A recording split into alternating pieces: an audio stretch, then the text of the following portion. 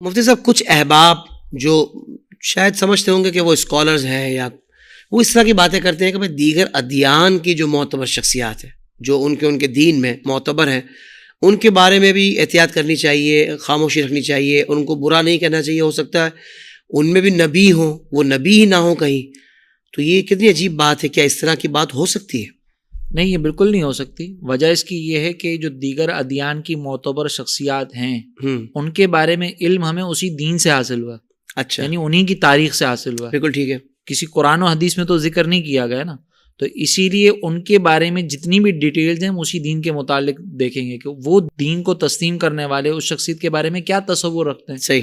تو ایسی جتنی بھی معتبر شخصیات کی سیرت ہمیں ملتی ہے اس دین کے لوگوں سے، تو ان کے اندر یہ کوالٹیز نہیں پائی جاتی جو شریعت مطہرہ کے نزدیک ایک نبی کی ہیں. صحیح، ٹھیک ہے نا. لہٰذا ہم اپنی طرف سے کسی کو نبی نہیں قرار دے سکتے جب تک کہ قرآن و حدیث میں واضح طور پر اس کا ذکر نہ آ گیا ہو.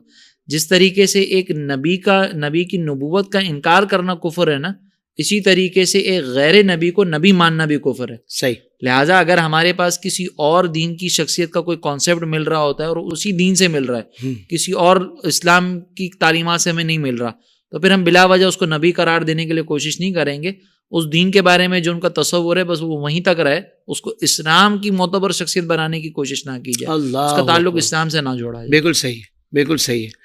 دیکھیں کیسی عجیب بات ہے، جب طعن و تشنیع کرتے ہیں تو پھر یہ اسلام کی معتبر شخصیات پہ بھی کر رہے ہوتے ہیں، وہ ماننے پہ آتے ہیں تو کہتے ہیں ان کو بھی کچھ نہ کہو. کتنی عجیب بات. ہمارے یہاں پہ نا بیڑا غرق اس لیے ہوتا ہے کہ ہم دین کی جو بیسک معلومات ہیں نا اس کو صحیح طریقے سے حاصل نہیں کرتے. اس میں خود بھی کنفیوژن کا شکار ہوتے ہیں، دوسروں کو بھی کنفیوژن کا شکار کرتے ہیں. اور یہ جو اس طرح کے ایجوکیٹڈ اسکالرز ہوتے ہیں نا جی، جو اصل میں دین، وہ جو اصل میں دین کے بارے میں اتنا جانتے نہیں ہیں، صرف مطالعہ کیا ہوتا ہے، تو وہ مطالعے کی بنیاد پر یہ سمجھتے ہیں کہ جو میری رائے ہے نا وہ زیادہ معتبر ہوگی، اسی کو بس حرف آخر سمجھتے ہیں. لہٰذا یہ طریقہ کار انتہائی غیر مناسب ہے.